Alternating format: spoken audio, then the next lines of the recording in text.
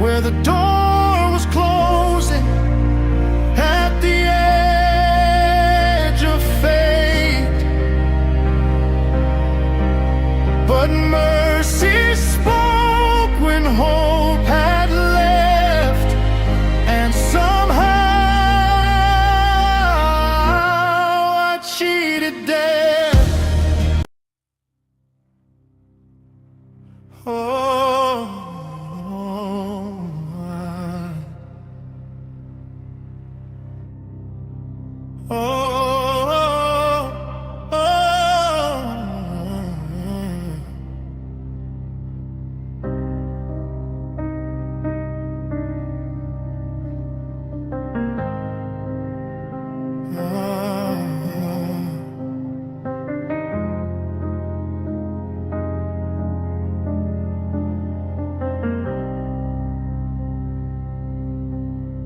the night was cold, the road was long. A whisper said, "You won't go on." The shadow stood beside my breath. I looked straight in the eyes of death. 1,000 storms inside my chest, a fragile heart that would not rest, but something deep poured me through, a voice that said, "Your time's not due."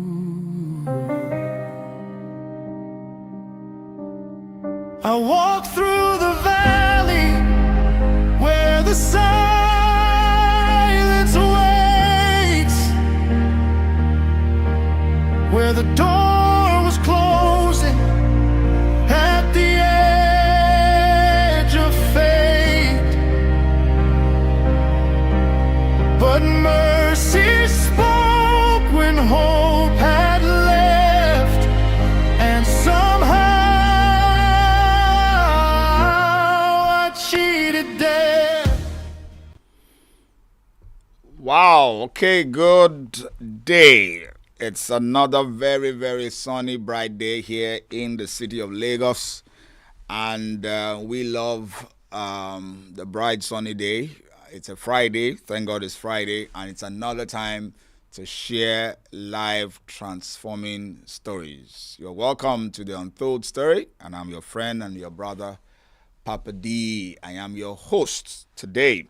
Well, death is a subject that every mortal dreads. Everybody, once you hear the sentence of death, either by virtue of a court judgment or a medical report, or you just know that it's time, everybody quakes. Everybody is something that nobody wants to prepare. Nobody wants to talk about. We all talk about it in hush hush tones, and until the day that death is fully conquered and we all gain immortality, death will become a mystery and will always be a dread for mortality. Well, but we have those who have, by the very faith in God, by the mercies of God, have had constant encounters on the path of death.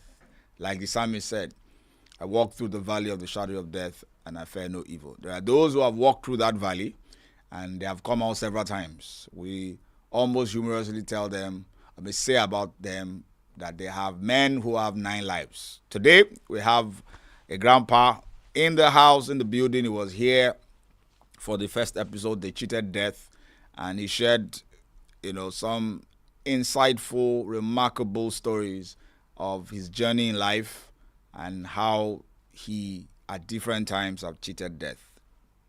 Before we go straight and bring him back, today is part 2, we're going to have conclusion to this story by popular demand. I want to encourage you to remember to subscribe if you're just joining us. Remember to share, to like, and comment. You want to ask a question, you want to say one or two things, the comment section is there. Remember to drop your comment, drop a like, drop a share, and let's have a great time together. If this story inspires you, then share. All right. So very quickly, I want to bring back to the microphone our own Daddy is a man with many sides, many graces, and at 92 going to 93, his memory is still very super sharp as far as we're concerned. You will soon get to hear. I saw something about the photographic memory that can pull up events, narratives from distant past, and can still say them very, very fluid. All right, so today we're getting back. We started the conversation some 2-3 weeks back, and today we're going to conclude it, the cheated death, with Pa Olaseni Oduyoye here in Festac. Welcome, Daddy, to the part 2 of the cheated death. Thank you, Deolu. All right, sir. So I would make a quick recap. In the first edition, if you are just joining us and you didn't watch the first edition, you need to go back to search for the first edition, the cheated death, and watch Daddy's introductory story about himself, his childhood days, how he grew up, the places he walked, and all the various encounters, near-death encounters that God brought him out by the stroke of mercy and by the power of grace. Just to go a quick recap, we had talked about various incidents. The last one we finished on had to do with the robbery case where he survived a gun wound shot, which we still think that some of the pellets of that shot still remains in his body for many years. And he survived the gunshot, he survived a ghastly motor accident with himself and with mommy of blessed memory, and a very ghastly motor accident. They survived it. I think one or two others. I think we've gone through like 4 near-death experience, so we're going to move forward in the other ones. Some I can remember. I can remember because some of those stories you shared with us informally, but we're now going to run down memory lane together. So, Daddy, we can pick up from where we stopped. Your last conversation, you talked to us about the bullet experience, the bullet wound experience, and how you didn't know that you had been hit by a bullet. You got to know later. You got to the hospital. For whatever reason, they felt that there was no need pulling out the petals, and it's still probably lodged somewhere, maybe in the liver or something like that. I don't know. Yeah. So we can then pick up from there and move to the next near-death experience. Well, the next one, looking backwards, was on the occasion, I don't remember exactly how many years ago. It was International Chefs Day. I was invited to address the representative of all the chefs in the hotels in Lagos at a hotel. Yeah. I prepared the address on a BlackBerry. Yeah, we're still using BlackBerry then. Using BlackBerry then, which I think I got from you, or I bought from you.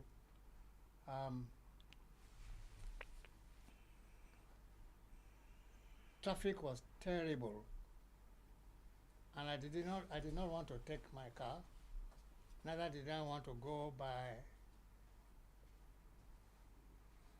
I don't even think there was Uber. By taxi or car hire. Yes. We used to use car hire or taxi in those days. But because it was pre-Uber and all these modern car hires. So I decided to go by Red Bus. And I was in the Red Bus on time to take advantage of the special lane, yellow lane given to a Red Bus. So this was before BLT. So there was a yellow lane before the BLT came into operation. Yeah. Oh, okay. It was especially for BRT. Okay. Was that the same with BLT? Oh yeah, Okay, all right. BLT. The red bus from Festac here. Oh, okay. Air Okay. conditioned red buses. The BLT buses. Yeah, BLT Okay. buses. So I got in, and I was reviewing the BlackBerry, reviewing the bullet points, which I wrote, and I was refreshing my mind about what I'm going to say to the chefs. I was glued to the screen of the BlackBerry. By the time I raised my head to sense how far we have gone on the road, I discovered that we were just passing. What's the name of the petrol station beyond Apple Junction? Beyond Abuja. Petrol station that you go through to turn onto my two. Okay. Fagbams. Fagbins. Yes. I discovered that we had Fagbins, and the time when I checked the time, it was like I should have been on Echo Bridge, and I was still at Fagbins, approaching my two. So, in my characteristics way in those days, I'm always allergic to traffic. I got out of the car, BlackBerry in my hand, my carry-on bag in the car, handkerchief in one hand, no whistle, and I walked to the traffic warden to ask them which route the bus, which route they will recommend for the bus driver to take. Should it divert, and should it go straight to Apapa and go Liverpool, or should it divert and go under the bridge of my two and come out to short circuit? To my surprise, they said they did not know. That was traffic. They were helpless. The traffic was so bad. So I got into so I decided to start moving, controlling the traffic, asking the bus to follow. And we went on my two okay. The bus followed. I went down the slope. You know the slope? Yes. That you now turn towards, you now come back to the traffic. You now come to join the traffic coming from Badagry. Yeah. So we now faced. Now, they asked me, when I got to the junction of Badagry going Orile, I met the traffic warden, all of them. The buses were there causing hold up. I blew the whistle. I told them to move. The bus driver said I should come in. The red bus driver, in which I was in, said I should come in. I said no. There was still another junction.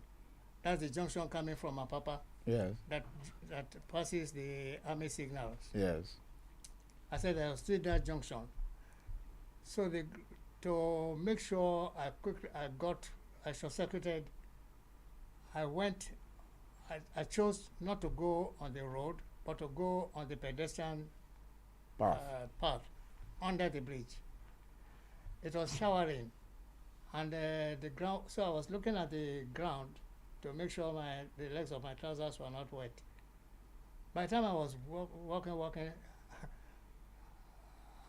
I now got face to face with a man having a bath, stuck naked. Under the bridge. Under the bridge. I might have run back. I said it was daylight. It was perhaps 9 o'clock, going 12 o'clock. I don't know. After it was close to afternoon. So I said, if he's having a bath, he must be having a bath. I can scrape through. I went through, and I was almost at the end of the bridge when I started hearing ole, ole, ole. The man was running after me. And I had got to the place where the buses were, the transport for Benin.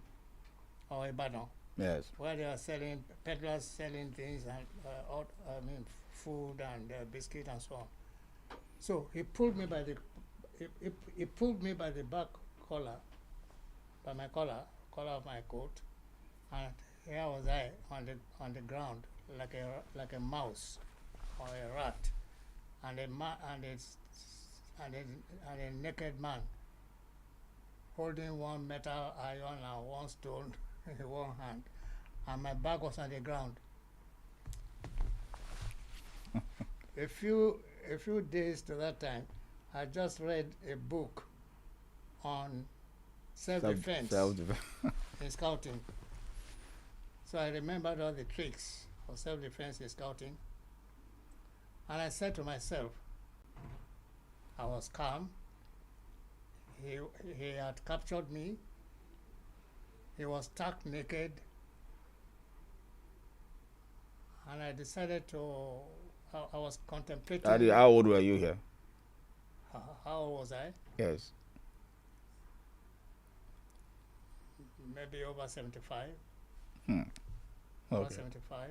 Mm-hmm. I was still very, very agile. Maybe over 75.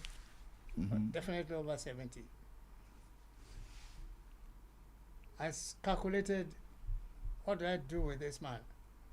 It was like a wrestling bout. And I decided that if I gave him a hard kick on the chin, I may be accused of murder.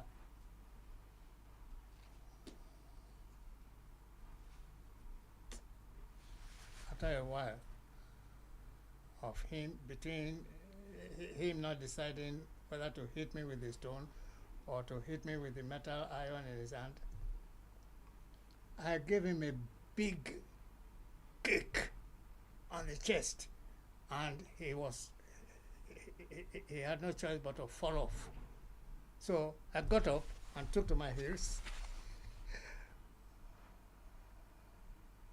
To my surprise, the shoes with which I gave him a kick also flew off. So I had to go and look for the shoes, not to continue my journey on short on one leg, but short on the other. So I picked the shoes, and I wanted to cross to the other side to get away from him. Mm. The traffic had waited for me to cross, and I would have thought that they were blocking from crossing. They also waited for him to cross, so he still came after me. By the time he came after me, the traffic warden and the local traffic warden or the motor park boys came for him and kept him and rescued me from him. So the bus had left me, the bus had missed me. They waited. So I think I got into another bus, thinking I would catch them up at Orile. Mm-hmm. I got to Orile, they were not there. So I continued the journey.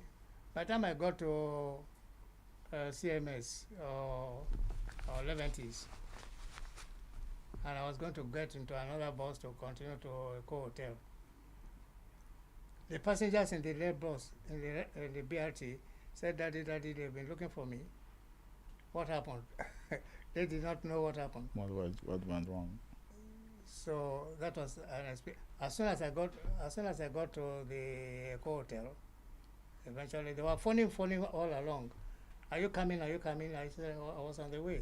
I was going to be there. When I got there, they were waiting, and I skipped the registration. I was taken straight. Oh, I first went to the washroom to freshen up, and unknown to me, my jacket Mm-hmm. was like still some standing stain on it. Anyway, when I got in, they were all excited, and the first thing I remember is saying was, I apologize for coming late. I said I said something like, I could have arrived there, or they could have heard that I was in the mortuary, or I could have arrived with bandage on my head. I said I've just been through lion's den, and I came out Alive. alive. Nobody knew what happened, and I gave my address. So that is that one. Wow. So just before we go to the next one, just within that particular scenery, nobody came to your rescue, just knowing that it's a madman pouncing on an old man. No, the motor park boys, those who give ticket, Yes. or those who shout, Bini, Bini, Bini, Bini, the Agberos. Yes. They are usually in white and green. Yes. The Motor Transport Union people. Okay. They came to your rescue at the second attempt. When he crossed the road with me. With you, yes. But while you're on the ground, nobody came to come on, because nobody came to intervene. While we're on the ground, people will be wondering. What was the elderly man in suit? What's going on? Elderly man in suit and tie, back on the ground, and it man's. If it was nowadays, somebody would have taken the camera out and. Thank God there was no. that was not a craze at that time. There was no digital camera. It would have been a buzz. It would have been embarrassing. I can imagine. Thank God for that. So that should be number 4. Let's go to the next story. Number 5. You mentioned Number 5 was your wallet or your. Number 5 was an inner wheel dinner. Mommy was member of inner wheel. Both of us, inner wheel is the Rotary wing, women's wing of Rotary. They had a dinner at Club Bagatelle, and I came home with the driver from work. Mommy was ready. I also freshened up and got ready. In fact, these trousers I think I'm wearing. Yeah, this is the trousers of the suit I was wearing that very day. Because there's a patch here. Is there a patch here? Yes? Yes. Uh-huh. This is a lightweight, it was a lightweight suit, and I call it all occasion suit. I can wear it to work, I can wear it to a funeral, I can wear it to a wedding, as long as I change the shirt and the white tie, a white shirt and a tie. So I normally release the driver, but I was tired. I said the driver should drive us to the venue. After getting to the venue, he can close. We came out of Festac, we went through Apapa, went through Liverpool Road, and we went past, we were going towards the Jora. It was fairly dark.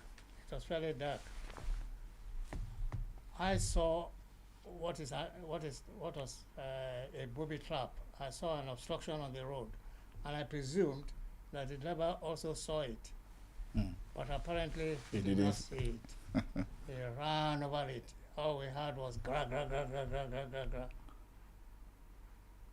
So eventually The car stopped. he did not stop.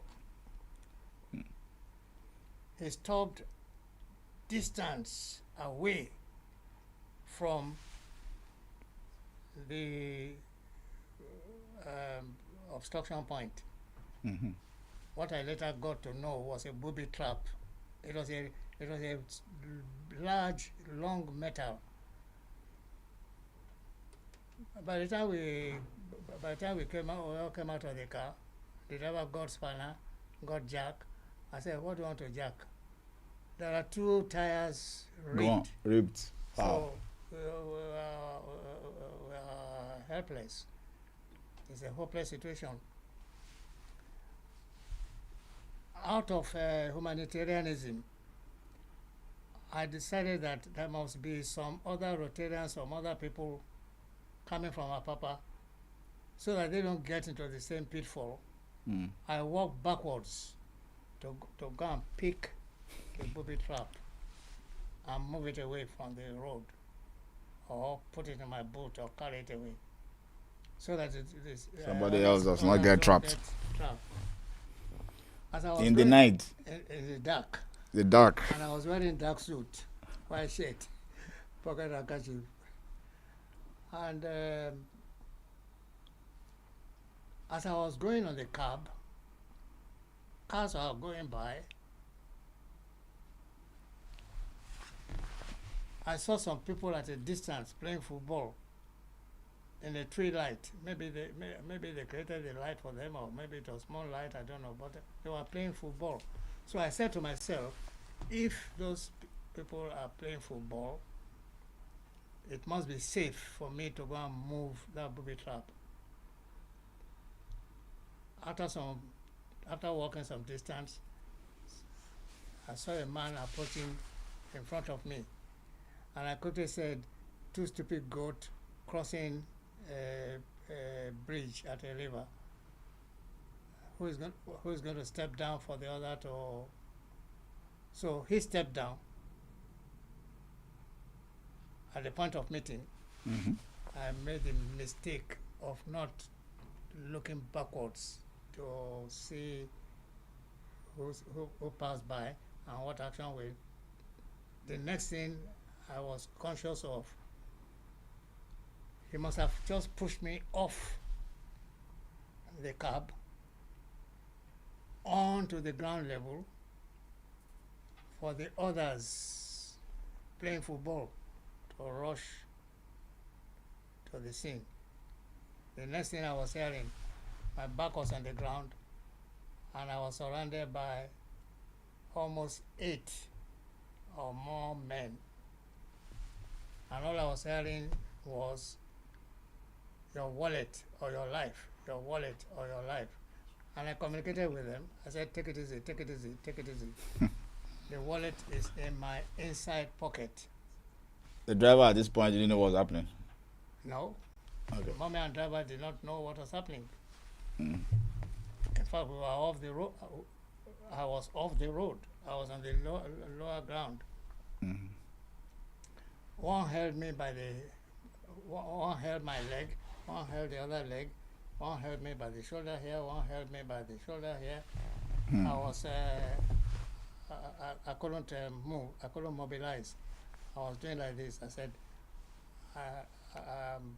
if you release my hand, I can pick the wallet. Where's the wallet? Where's the wallet? At one point, they thought, when I said the inside pocket, they tore the pocket of the coat. The wallet wasn't there, but eventually I think they found the wallet. So I had to shout. I said, I can't feel the wallet anymore. Somebody must have taken it. They even asked me how much was in the wallet. I said, I don't know, but I think it's about so amount to spend at the dinner. So another one said, take off his shoes. Mm. Presuming that I probably would have kept money in my shoes, or maybe if I was carrying a gun in my socks. So I had their leader say, leave his shoes. So eventually they all left me. After taking the wallet, Mm-hmm. they withdrew. And they were moving towards mommy and the driver. When the driver saw them, the driver took to his heels with his spanner in hand, left mommy. And mommy saw me. By this time, I've climbed onto the road, Mm. and I was shouting to mommy, telling her to run away from them, that they were coming for her. I said, Bookie, run, run, run, run. They're coming for you, they're coming for you. I was already tired, my voice was not projecting. Instead of mommy running away, Mm-hmm. She ran towards them. she was thinking I was in danger, and she was closing up to them. So when they met her, they said, she told them, Egbami, this is my bag, take. And of course they took her bag. and they took the key of the house. The key of the house was in the bag. So we now try to stop so many vehicles. Vehicles didn't stop, but one taxi man now stopped and asked what was the problem. We said we were attacked by armed robber. So he took us to the nearest. No. I said he should take us to Lions Building. He took us to the nearest police station. They directed us to Lions Building. So when we got to Lions Building, the Lions Building people said, "What happened?" We told them. They said they have no vehicle, they are helpless. I nearly wept for Nigeria. So in my suit and bow tie, I put my head on their counter. They did not know who I was. They did not know what could be the outcome. I was silent. One of them now said, they now got a Land Rover. They now gave us one man to take us to the scene of the car. No, to take us to Ijora police station. As we are going towards Ijora police station, we drove past the venue of the Broad Street. We drove past, we were driving past Bagatelle. So I said, let me stop and tell my people that we are in trouble and that we'll join them later. They said, no. It's Ijora, they asked them to go. Ijora, they are going. When we got to Ijora, we found the police DPO or head of police sitting on an armchair outside the police station. What's the matter? The policeman from with the Land Rover narrated the story. The whole idea of going to Ijora was to get reinforcement so that the policeman did not go along with them. So surprisingly, the head of the police station said to us, maybe the superintendent, or maybe it cannot be the DPO, maybe the highest authority in the evening shift. He said, didn't we know that was their den, the den of the armed robbers? Why did you go there? So they now organized reinforcement. I offered to go with them. They said, no, I shouldn't come with them. That they may be shooting, and they don't want to get me involved. Anyway, they brought the vehicle. They towed their vehicle to the Ijora police station. And when we got to Ijora police station, we asked for help to drive us to the venue. They said, no, we have to find our way. So we got on the road and we got a taxi that took us to Club Bagatelle at the event. Interestingly, you just keep in the midst of all the unfortunate incidences, near death experience, you just would make that journey and continue it and get to where you're going. Oh yeah. You won't. And nobody will know anything has happened. When we got in, I went to the washroom to freshen up, to straighten my hair and ruffled. I couldn't wear my jacket because the pocket was torn. Oh, torn. Oh, okay. It will telltale. So somebody came and paid the taxi driver off, and we got in. When we got in, I danced that night. Mommy refused. Mommy refused to dance. I can imagine. You will still be in shock. I asked for a bottle of Sprite, and a bottle of beer. I drank, I ate, I enjoyed myself. I cannot come and kill myself.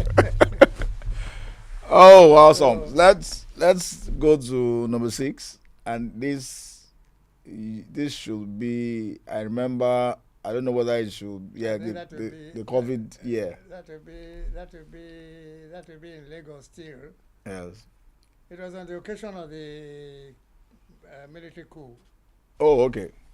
Military coup that took away that led to the death of General Muritala Mohammed.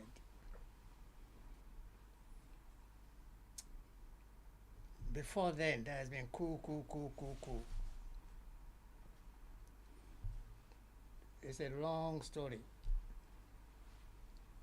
When you have reached the top of the ladder, remember those who held onto the ladder so you can reach the top. I had a training manager from the north who had worked with me at Central Hotel Kano. He was down south at the Koyi Hotel where I was manager. And he was sent down as training manager. And one night, I usually stay late in the office to sign. During the day, visitors, you cannot do your work, so you have to stay back. So I was signing LPO, receive books and file and letters, draft letters. When I received a phone call, was I in the office? I said yes. This young man was coming, he would like to come and see me. I didn't ask why. When he came in, sat in front of me, he said I should promise him that what he's going to tell him, he's going to tell me, I should not breathe it out to anybody. He mentioned it 3 times. He said if he breathed it out to anybody, he said he was told that if he breathed it out to anybody, his body will be floating on the lagoon. I said, what is it? I said, okay, I promise. He now said, the following morning, they were coming to arrest me for trial in the place where they were trying the coup plotters.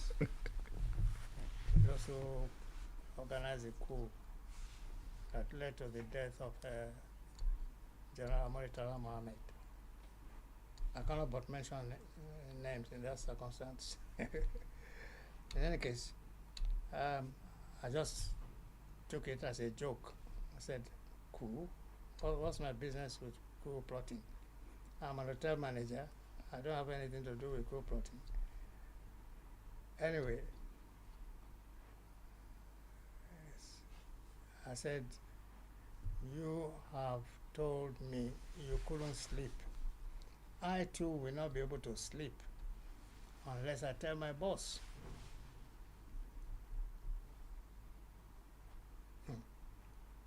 He said, well, you can tell the boss who was managing director. And I said, after a chat, we parted, and I picked the phone. I called my boss, the managing director. I was coming to see him. He had no choice. He didn't even ask what was happening because it was ungodly hours of the night already. I got him. His house was adjacent to my house. And we sat down and he said, I told him the story. And he said, but you said we shouldn't tell anybody. And I said, I cannot leave the house. Whom shall we tell? At work.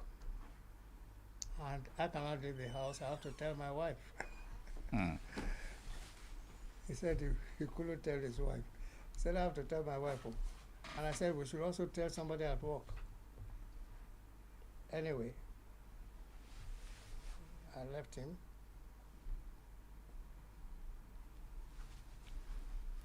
And I came home. Mommy had gone to sleep. I went to sleep. But whether I slept all night or I did not sleep, I wouldn't know. But I think I was ruminating and reviewing all the narration. I was conjecturing what will happen next. So when Mommy got up as usual and was ready to go to work and said, Sheni, I'm off to work. And I permitted her to reach the staircase when I called her back. And I told her, I said, I had an information we are going to be picked up the following morning or later in the morning to where they are trying coup plotters. If you come home and you don't see me, go and call Justice So-so. Go and report to Justice So-so, who was the Chief Judge of Lagos State. Go and call Commissioner of Police. Or go and report to Commissioner of Police, who was a friend. Go and call General So-so, who was also a friend, family friend. So she went. And the following day, I got to my office, and the secretary, it was early hours, secretary announced that secretary just announced that somebody is here to see me, and I said, let him in, and the person came in. As soon as the person came in, I recognized him, because in the hotel industry, we have been trained to see all those people who come to the hotel. We will identify the security agents, the informants, all sorts of people who are hanging around the public area. Oh, and I greeted him. I said, what can I do for you? What brings you here? To my surprise, I said, please take seat. He said, no. He said, he's not taking seat.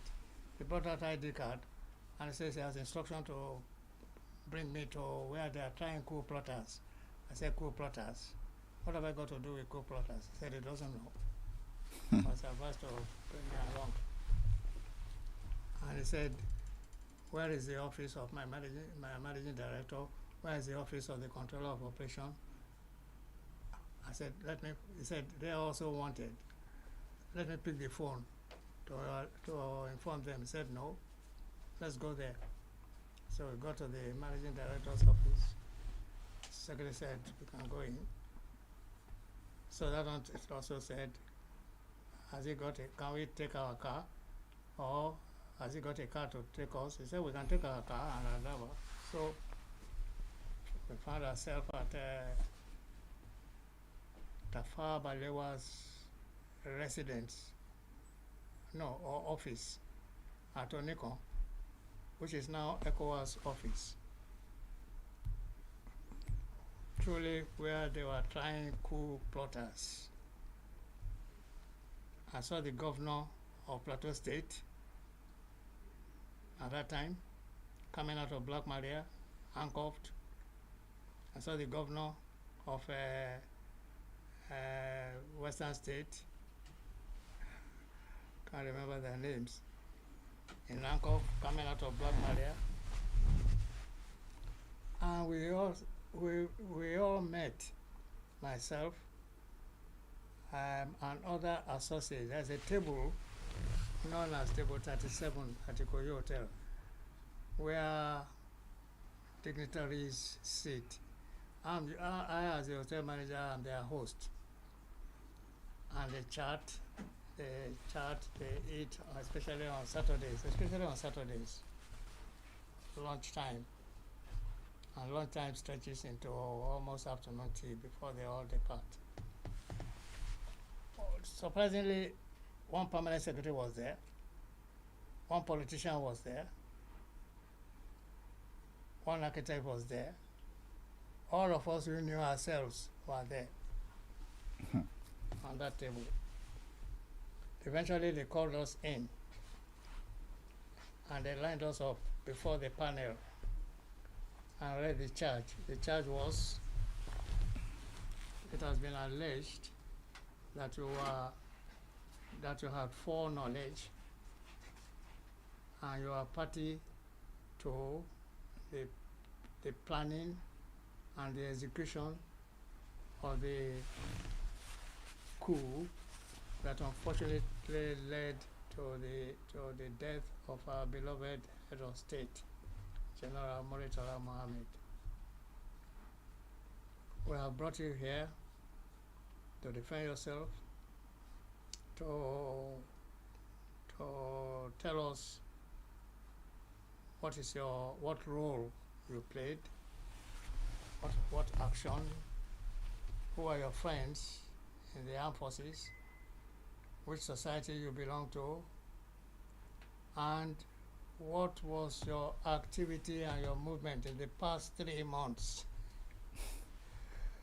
So they gave us they posted us to private corners. I think I was given the sitting room or the lounge of Tafawa Balewa overlooking the lagoon, or his office. I was given biro and paper. I had a man watching over me. I'm sure he must be armed. And I wrote statement. I wrote the statement reflecting on my activities in the past 3 months, how I had gone on leave and returned from leave, but my leave was extended without prior notification, and I wrote an application for permission to put myself on a management training program outside Lagos by Nigerian Institute of Management in Kaduna, I think, Kaduna. This was before Abuja, in Kaduna. So I took it to my managing director, it was approved. So I went on that course. But on the day of on the Friday that the coup occurred, I narrated everything. I usually stayed late in the night, and I usually get up late. And I narrated how the secretary came to the house because it was a Friday and towards the end of the month or payday to sign checks in advance so that they can get to the bank to pay salary. I said, can she wait? He said, if they wait, there's a coup. I said, which coup? So I narrated all the story. Eventually, when we got to the hotel, I found my managing director on the front of the hotel. I also was there. I ordered that the flag be put at half-mast on the Saturday, on the very Friday, I think, the flag was put at half-mast, and the photograph of the head of state then, which was on the wall, I got draped in black. I wrote all the statement, and I said, by the nature of my work, I know many people in top brass of the armed forces in Kano, in Lagos, and all over the country. I did not mention names. I said by the nature of my work, even in Maiduguri, because I was also in Maiduguri. I opened lecture to tell Maiduguri. I said I knew all of them. And by the time during the process of writing, I was offered lunch. I said no, I don't feel like lunch. If I eat, it may not digest. But I think I took a bottle of Coke. When I got back to where the trial was taking place, the others asked me whether I've eaten. I said no, I did not eat. They said I've eaten. They have eaten. Why go into that? Because I had foreknowledge, I wore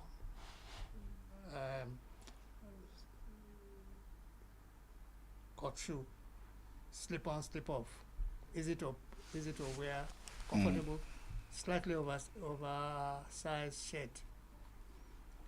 I was prepared not to come back to the house. After reading my statement, they still lined all of us up. And after reading my statement, they said, Mr. Oduyoye, all the others have told us everything in detail. You have written 3 pages, you have said nothing. I should go back and rewrite. So I went back and I said, what else am I to write? I've written the best, how I got the information. My steward telling me, our secretary telling me there's a coup. Didn't I hear the music? Didn't I hear the gunshot?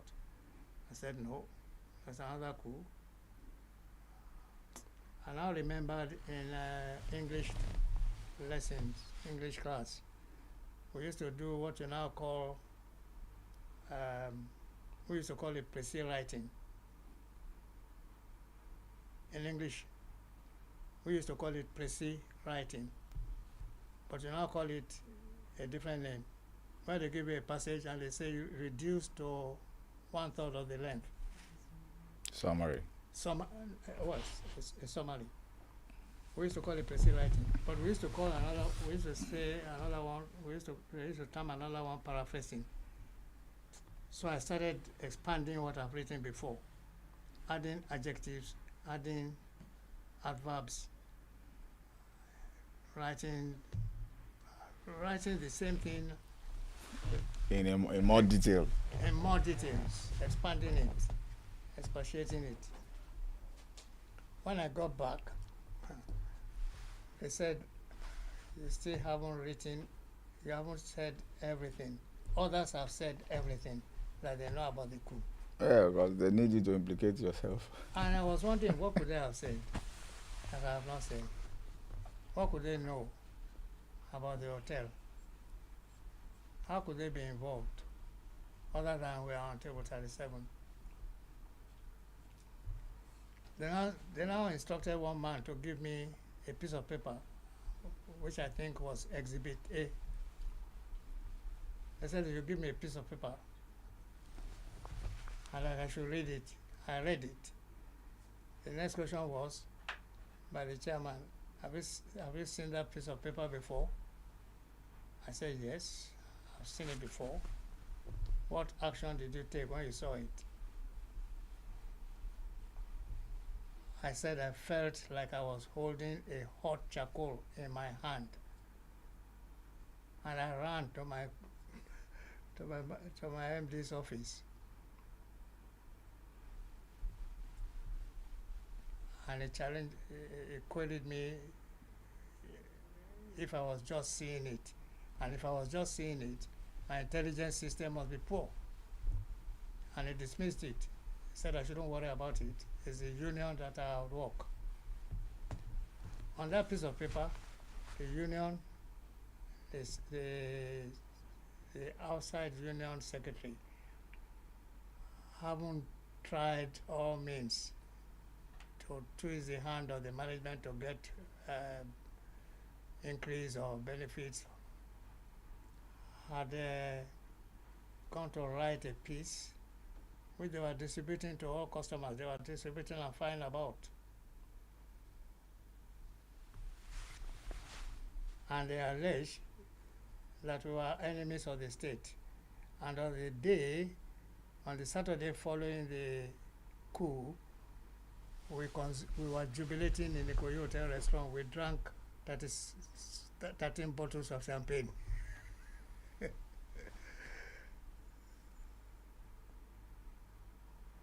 So they said, they concluded that if you had reported, if I as the manager of the hotel had reported the matter to state security, they wouldn't have had to bring us here. But because I didn't report, they are going to continue the investigation and they may get back to us.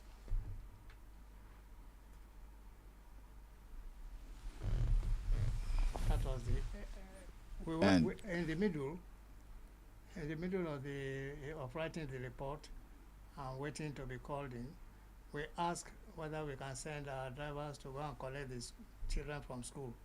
They said no, and no phone, no communication. The drivers waited. It was about 5 o'clock when they released us. You'll go home. That was that. That's how that's I'm sure that mommy was glad to see you back home after almost being implicated. Finally, daddy, this is the last one, and I think this will be quite. I know there's a lot of details around it, and we don't have all the time for that.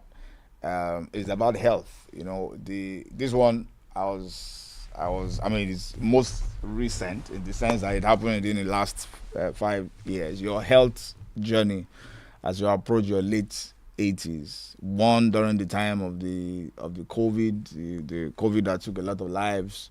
You were hit by COVID, and No, I didn't suffer COVID though. really, oh, No. oh Is that, are you referring to when I was hospitalized? no, before then.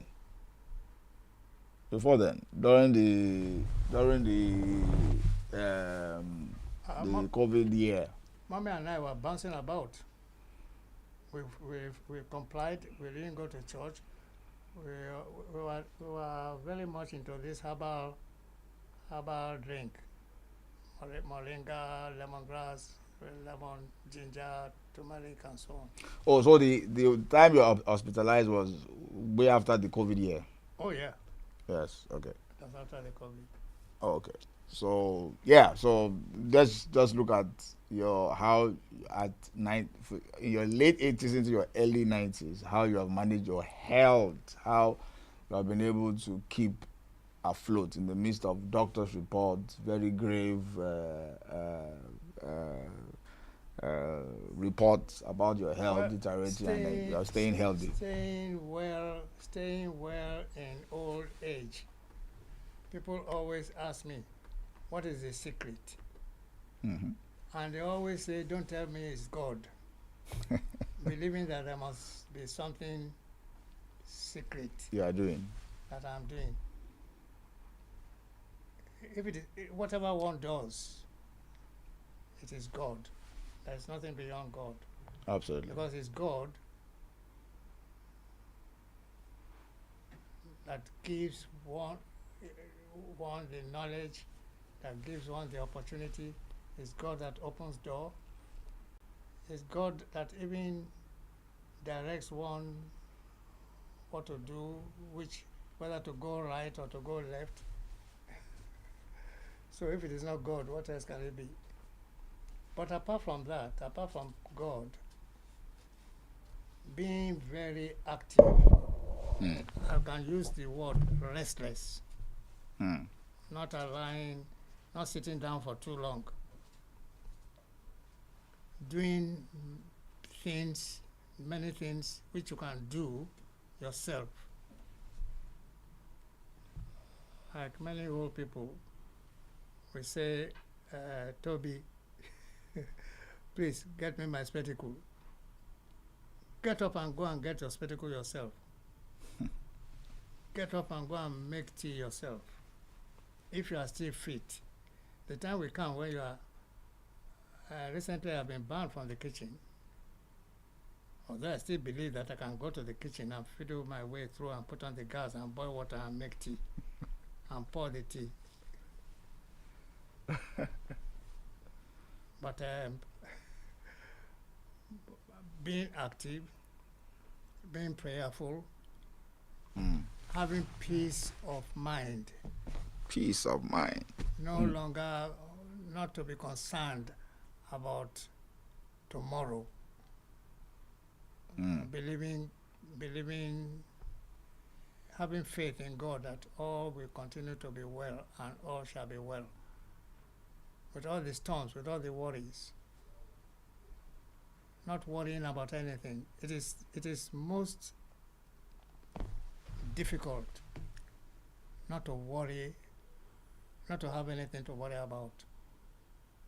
There are too many things to worry about, but instead of worrying about things, take action, do something. There was a book I read, these paperback books in hotels when I was in UK. The guests read the books and they just throw it away. So I was going to empty the basket and I saw this book, a whole book thrown away in the dustbin, in the waste paper basket. There is nothing worth worrying about in this world. That was the title of the book. I took it home. I read it. I studied it. I read it. Because as a student then, there were many things to worry about. There was the need to worry about parents at home, younger siblings at home, family members abroad, and finances, having to work, having to pay bills, notwithstanding the fact that one had a scholarship. Anyway, so there's nothing worth worrying about in this world. In Yoruba they say, Oromawu, Kishoro Enikon. If the heaven and earth is going to collapse, it will not collapse on you only. What is happening nowadays is enough. It's enough to make young people and old people worry to death. You probably will see action. Those of you who still have facilities to watch TV, the bombing, the bombing of Iran, the bombing of Lebanon. Lebanon has been bombed so many years. I mean, since the 80s. It's like when will they finish bombing Lebanon? The Gulf War, the Russian War, the Ukraine War, the Boko Haram. Yesterday, for example, or overnight, breaking news. Terrorists sacked a military barracks in Borno State, killed the general, killed the assistant, killed so many officers and soldiers, and carted away motorcycles and so on. All these are not fake news. It is cause of worry. But if there is any action you can take action. Say something, do something. And also take care of your health. Take care of your food, take care of your finances. Take care. I must confess that at one time, my wife and I decided not to hear any more news. Even radio, we shut out everything, but you cannot but hear the news. Here, all young people must be encouraged to know, to have information that is happening in the environment, local government environment, state government environment, the nation as a whole, and even outside the country. Young people must be encouraged to be conscious of what is happening around the world, because the world is now a global village. Absolutely. But I must say that I had a concussion. I don't know how it started about. I used to drink Lipton tea. I was a tea addict. But I later on changed to herbal concussion. In my garden I have many herbs. I have moringa, I have cinnamon, I have mango, I had guava, I had baby sauerkraut, I had lemon, I had lime, and I had lemongrass. So I used to pick all these, bind them together, and brew them as in lieu of tea. And drink them every evening. I drink every You have initiated every member with lime with and it. with honey, with granules and with chocolate biscuit or sweet biscuit. As tea every evening. And then I don't usually see you drink those two in a while. well, since I was sick, I had a feeling that I must have overdosed myself, and maybe I've damaged some. Maybe I've damaged some internal organs. I was afraid to get back, but the doctor has assured me that I can go back to it. I've gone back to it, but I'm You no now longer. take it moderately. I'm no longer taking. I'm no longer taking this as some people take beer. I just take 1, 2, or 3, maximum 3 cups Per day or per week? in the evenings. In the evenings. Yeah. Oh, awesome. Okay. Observing all the basic hygiene rules, personal hygiene, environmental hygiene, food hygiene, making sure you are always well, and reporting when there's anything unusual for medical check. Absolutely. Thank you very much, sir. So, because of our time, I'd like to really appreciate your taking time to share these thoughts with us. I've personally witnessed informally some of these occurrences and incidents that you have made reference to. We were there, was there about 2 or 3 years ago when you probably were thinking that it was I think where you are approaching your 90, you were thinking that it was the end of time. I remember the episode you are referring to. Yes. You drove me to Holy Family. Yes. We just returned from a long trip abroad. Yes. Mommy and I were in the house, and we went out. I think I must have, we were away for a long time, and I think we came back to the house, and I was feeling hot. The weather must have been hot. We just returned to the country, and I was feeling hot. So while Mommy was getting lunch ready or dinner, I decided to go upstairs and have a shower. I had a shower. I started vibrating as if I was an helicopter wanted to take off. So I shouted, I said, Mommy, get somebody to take me to the hospital. Quick. Get Mr. Ojo. Get Do. I think that's what the one you are referring to. That's one.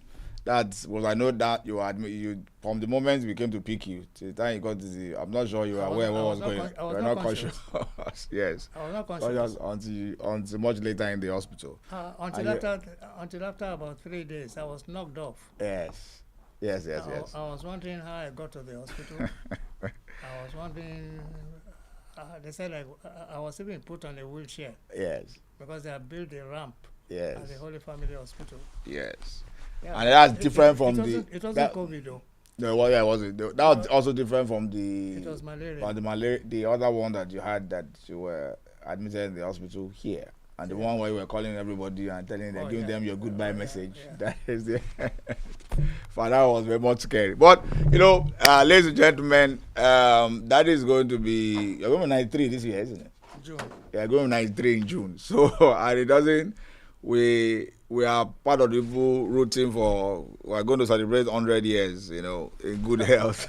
Still be here for another 100 years. If God says so, will it, if God says it will be, yes. so will it be. We believe God has said it will be.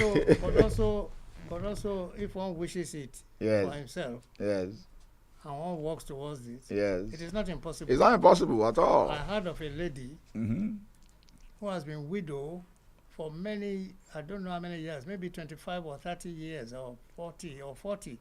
She is now 104. Wow. I would have liked to meet her.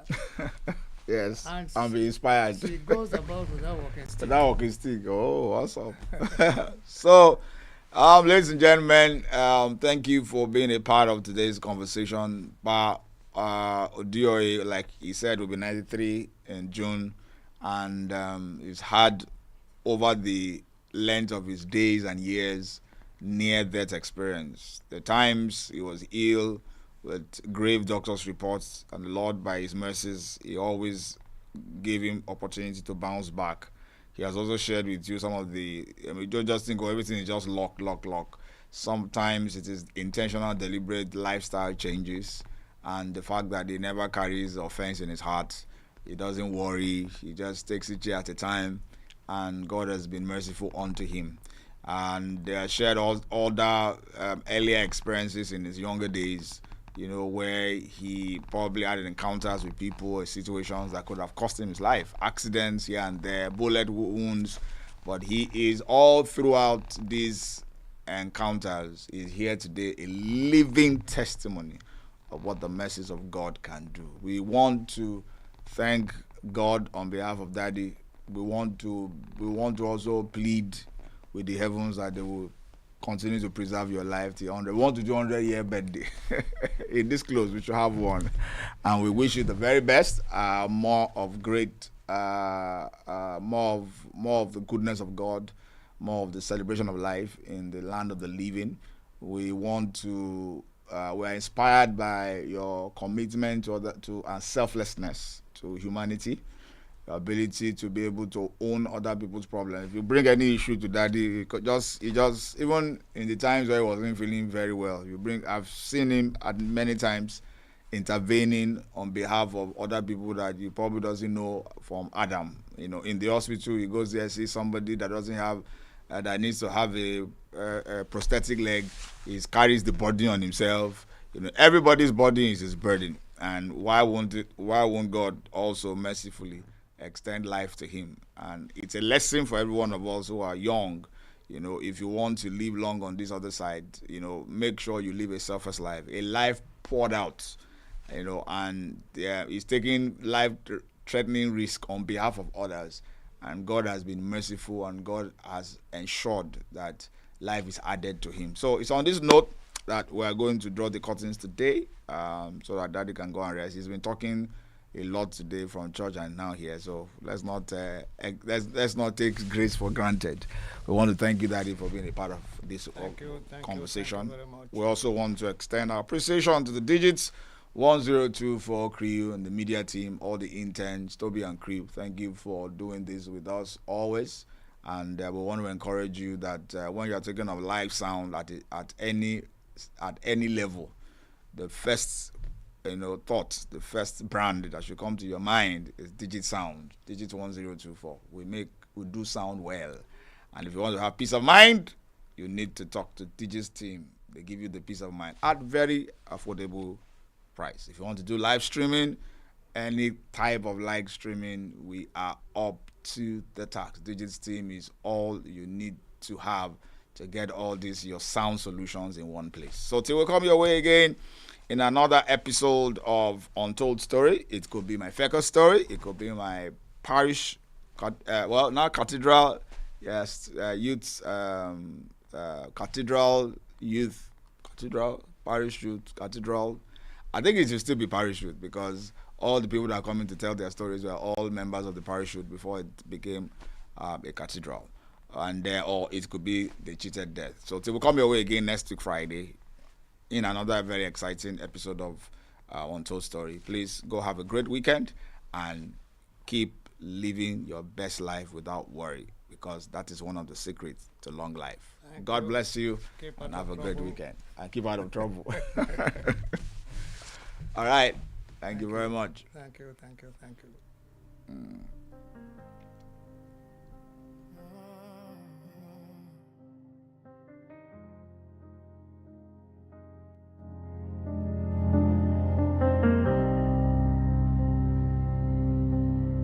The night was cold, the road was long. A whisper said you won't go on. The shadows stood beside my breath. I looked straight in the eyes of death. 1,000 storms inside my chest, a fragile heart that would not rest, but something deep poured me through, a voice that said your time's not due.